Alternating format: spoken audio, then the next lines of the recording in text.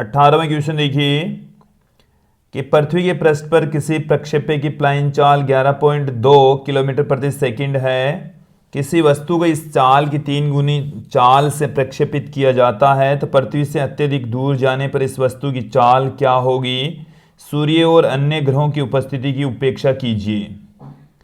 यहां से आप देखेंगे कि हम पृथ्वी की सतह से किसी पिंड को प्रक्षेप्य की 3 गुना चाल से प्रक्षेपित कर रहे हैं। इस सिचुएशन पर उसका जो वेग है वो एस्केप वेलोसिटी का 3 गुना है। हम इस पिंड को यहां से भेज दिया बहुत अधिक दूरी पर, अर्थात अनंत दूरी पर भेज दिया, जहां पर उसका वेग है v डैश। देखिए दोस्तों, पृथ्वी की सतह से हमने इसको फेंका तो पृथ्वी की सतह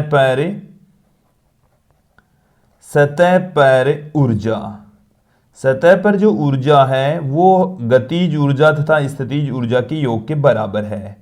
जबकि ये जो यहां पर बहुत अधिक दूरी पर चला गया है पिंड, अनंत पर हम कंसीडर कर लें, जिसका यहां पर पिंड का जो वेग है वो v डैश है, जो कि हमें ज्ञात करना है। और यहां पर कुल ऊर्जा है वो इसकी गतिज ऊर्जा के योग के बराबर ही होगी।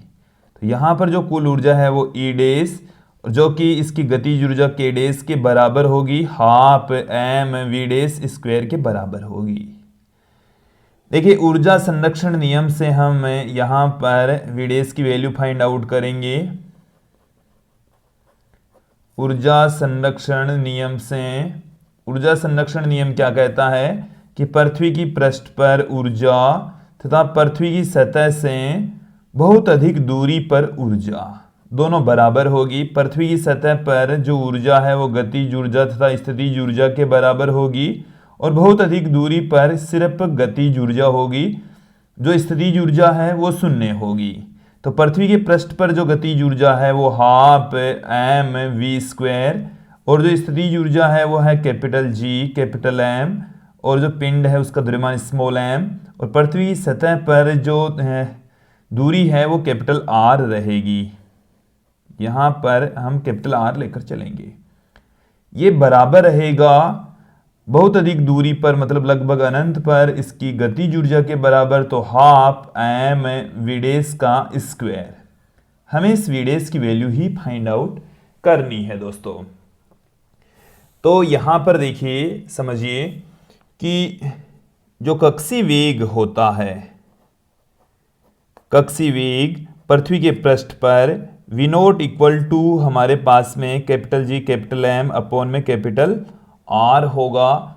तो इसके स्थान पर हम capital G capital M upon में R, इसके स्थान पर v नोट का स्क्वायर हम पुट कर सकते हैं। और जो v नोट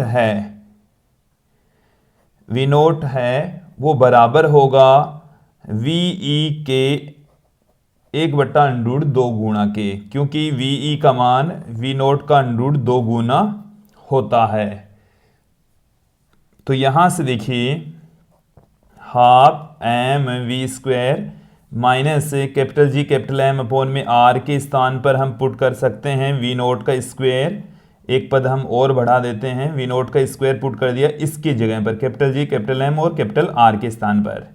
क्योंकि ये अंडरूट में v नोट के बराबर है तो इसका स्क्वायर कर देंगे तो v नोट स्क्वायर बराबर आ जाएगा, तो हाफ mv डैश का स्क्वायर।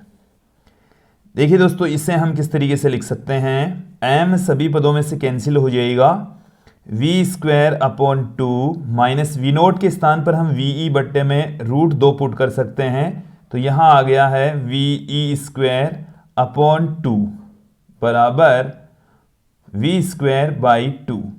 तो यहां सभी पदों में से 2 कैंसिल हो जाएगा।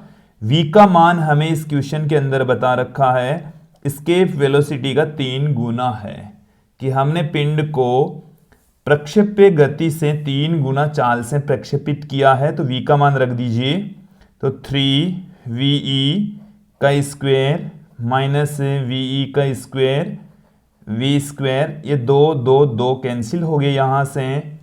तो देखिए आगे हमें क्या मिलेगा, 9ve² minus ve² equal to v' square. v' ही हमें ज्ञात करना है, तो यहाँ से रह गया 8ve², और ये v' जो हमें मिल रहा है वो देखिए कितना मिलेगा, v' बराबर 2√2ve।